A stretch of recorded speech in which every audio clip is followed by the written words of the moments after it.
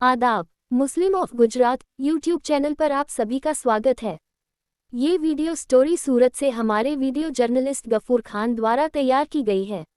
आज दिनांक 2 मई 2025 को गुजरात राज्य, खासकर सूरत शहर और सूरत जिले में अवैध रूप से रह रहे विदेशी नागरिकों की जांच और पहचान कर कानूनी कार्रवाई की प्रक्रिया चल रही है।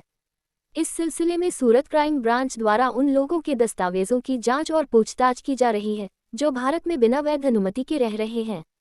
जांच के दौरान ये भी जानकारी मिली है कि सूरत शहर में भारत के ही कुछ राज्यों जैसे बंगाल, बिहार आदि से आए लोगों को भी हिरासत में लिया गया है और उन्हें 2-3 दिनों तक रोका जा रहा है।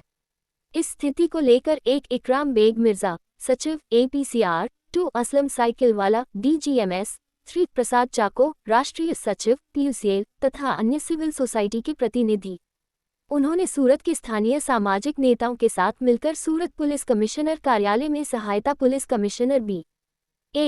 चौधरी से मुलाकात की। इन प्रतिनिधियों ने यह मांग रखी कि जांच प्रक्रिया के दौरान बंगाल, बिहार और अन्य राज्यों से आए भारतीय नागरिकों को अनावश्यक रूप से परेशान न किया जाए, उनके मानवाधिकारों की रक्षा की जाए। विशेष रूप से सूरत में बसे बंगाली मुस्लिमों को अपमानित या सार्वजनिक रूप से नीचा न दिखाया जाए और पुलिस कार्रवाई पूरी तरह से कानूनी प्रक्रिया का पालन करते हुए हो।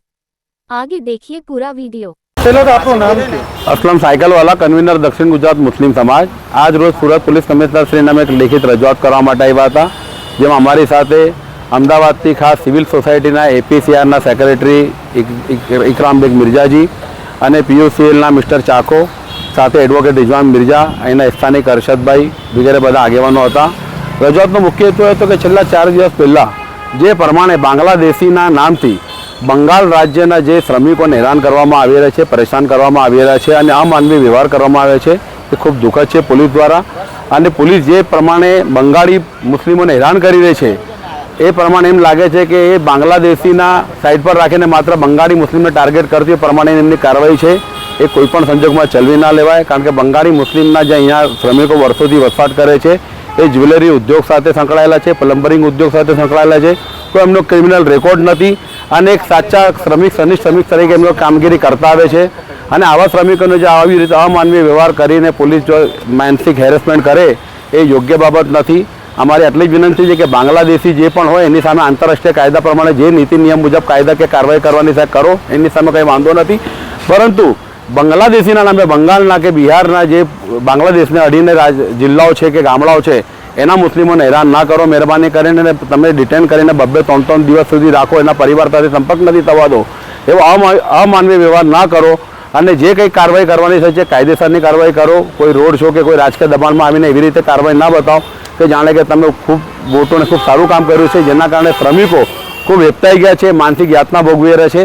આ બધી રજૂઆત પોલીસ કમિશનર વતી ACP B.A.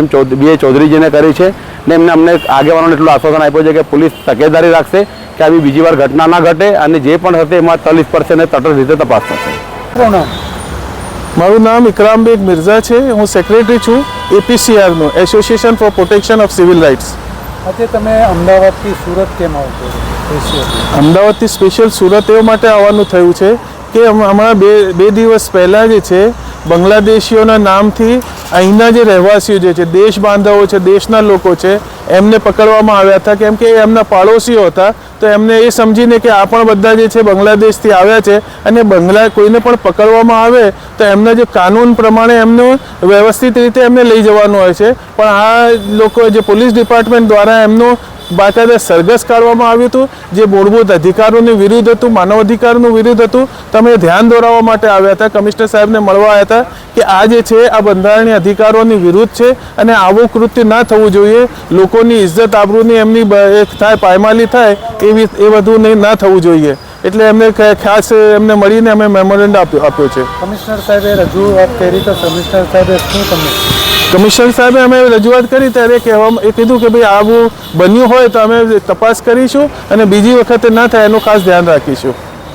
अगर आपको दिलचस्प और जानकारीपूर्ण वीडियो पसंद है तो हमारे YouTube channel Muslim of Gujarat को अभी सब्सक्राइब करें, वीडियो को लाइक करें और ज़्यादा से ज़्यादा शेयर करें ताकि हमारा संदेश दूर दूर तक पहुँचे। आपका सपोर्ट हमारे लिए बहुत मायने रखता है। शुक्रिया।